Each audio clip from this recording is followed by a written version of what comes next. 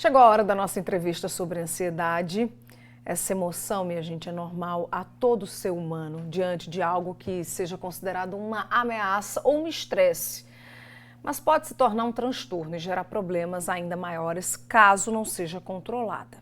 O psiquiatra Alfredo Minervino se junta à nossa conversa aqui para esclarecer esse assunto, trazer orientações e dicas também.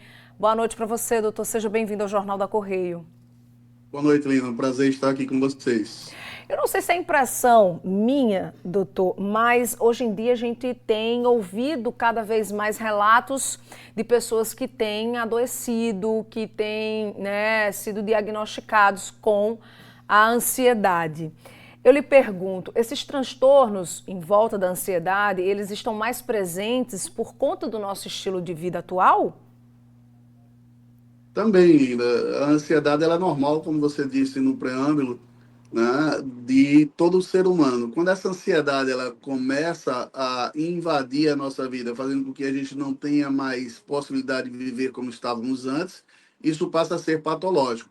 E cada dia mais nós temos um aumento muito grande de pacientes portadores de transtornos de ansiedade, como transtorno de ansiedade generalizada, transtorno do pânico, fobias sociais, fobias específicas, estresse pós-traumático, estresse agudo.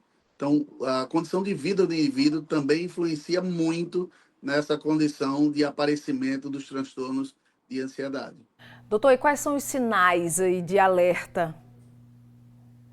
Ok, existem alguns sinais que são sinais físicos. Taquicardia, coração bate forte, uma sensação de calor que percorre o corpo, uma sensação de tontura, uma sensação de que a gente vai morrer a qualquer instante.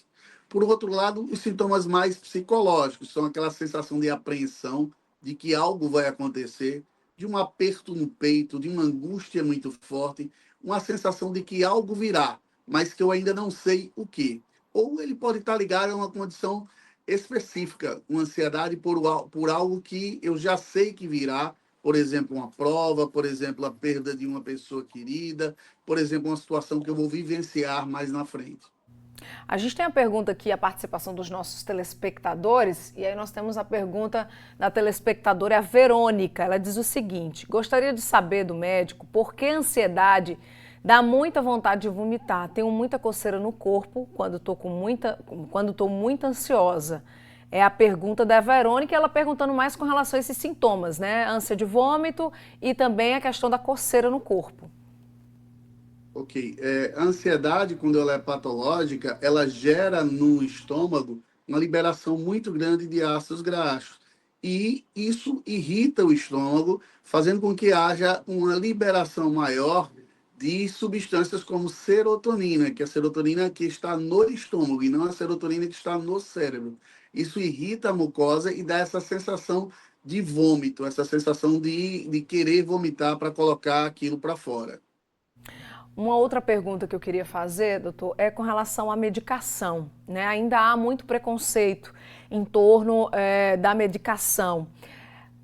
Eu lhe pergunto, quais são os benefícios, né, de quando existe um tratamento medicamentoso e também quais são os riscos, os perigos de quando ele não tem a orientação de um profissional? Olha, Linda, tratar transtorno de ansiedade, como transtorno de ansiedade generalizada, pânico e todos esses que eu falei, necessita que se faça uso da medicação, sempre associada a uma psicoterapia que deve ser cognitiva comportamental. A medicação utilizada são os antidepressivos. Eles precisam ser utilizados. Eles não trazem dependência, eles têm alguns efeitos colaterais como boca seca, por vezes eles podem dar alguma sensação de abstinência de qualquer outra coisa, mas que não dos antidepressivos. Então, são medicamentos bastante seguros. Pode ser usado também os ansiolíticos, porque quando a gente utiliza um antidepressivo no início, o que acontece é que pode piorar a ansiedade. Então, você usa um ansiolítico durante pouquíssimo tempo para minorar esses sintomas. E existem alguns outros medicamentos que podem também ser utilizados, né? Por exemplo, a gente pode ter o uso da pregabalina. Não existe nenhum problema no uso da medicação, não existe nenhuma dependência no uso da medicação, e existe a necessidade imperiosa do uso desse.